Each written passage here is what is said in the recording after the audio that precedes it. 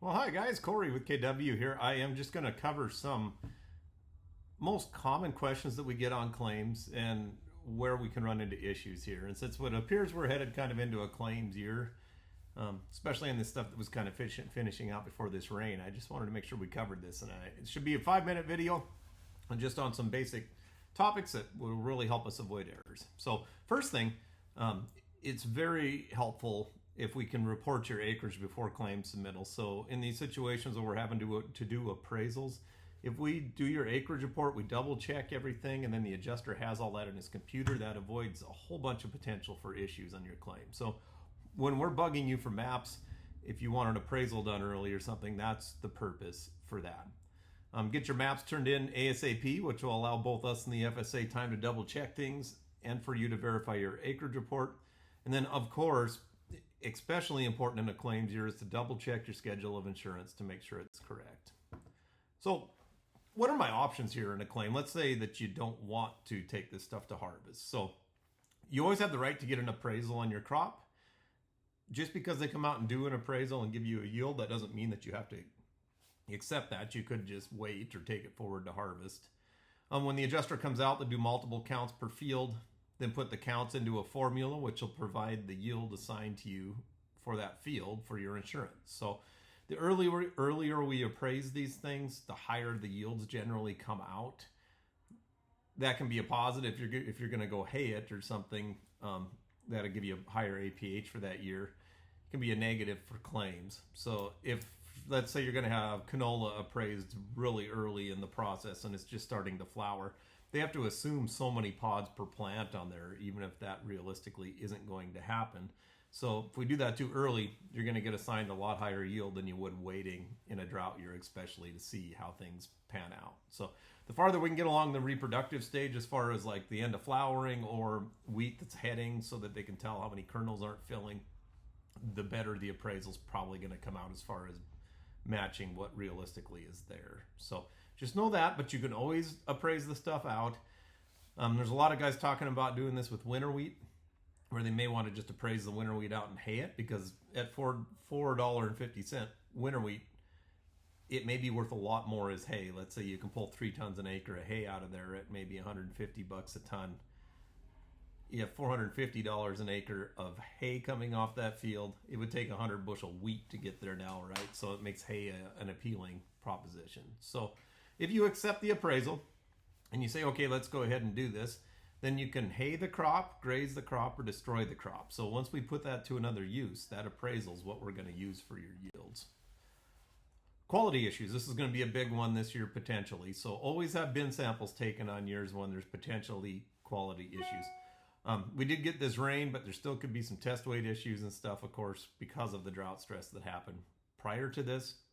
60 days from harvest to get this done. So from the time we finish harvesting that unit, we have 60 days to get those samples submitted. And if we miss that window, there's a good chance that you're not going to get paid on the quality issue part of your claim. So turn in a claim if you think there's even a remote chance of a loss. We've always kind of stressed this, but you're always way better off turning in a claim and signing off on it later than not turning it in and then discovering that there's a claim later in the process. Am I covered after I swath the crop for hay? So once you accept that appraisal and you put that crop to a different use, that then is the yield we're going to use for your claim. That's the end of your multi-peril coverage basically at that point. So once you accept that appraisal and you put the crop to a different use, there is no coverage for it while it's laying in the swath in the field, because we now are converting that stuff to hay. Will my crop be considered summer fall over 2026 if I terminate it? So this was a June 15th date trigger thing. If it was recrop before it was destroyed and you did that before June 15th, then it has to go through the rest of the summer and through the winter to be considered summer fallow. So if it was recrop when it was destroyed, then you'll have to wait till the spring to seed it to a crop if you want to use your summer fallow database for that field. If it was summer fallow, so let's say it was summer fallow spring wheat, we destroyed that prior to June 15th, you then could seed that field to winter wheat and have it still be summer fallow winter wheat. So Just wanted to clarify that we are past that date now. I know, but some of you guys may have got some stuff destroyed prior to that with this drought that we're in. So when should I expect to hear from an adjuster? An adjuster should contact you within 48 hours of us turning in your claim. There's a huge area of drought-related claims, so expect some delays in the actual working of the claim. There is a pretty big workload for these guys because this is a big drought that stretches well across Montana. And on our end, we're striving to do a better job of following up to make sure someone's contacted you on your claims. We know that there are issues oftentimes where an adjuster's not contacting you as soon as they should. So we're going to try and follow up once a week with you guys. It might be a text or a phone call or whatever, just to make sure things are progressing smoothly and that you've heard from someone. But in general, if you didn't hear from somebody within 48 hours, please let us know, because that's kind of our job on your end to push that along. So will there be disaster money for this crop year? There's some triggers that have to happen usually for these disaster programs to pay out. One of them is the drought monitor has to be D3 or worse drought at any time during the crop year, or D2 drought for more than 8 weeks. That's how the past programs have worked, at least. So we very well may hit D2 that long into this. There are some counties that hit D3 just prior to this rain showing up. So in those counties, you should qualify for some like livestock feed assistance and maybe another ECAP going forward.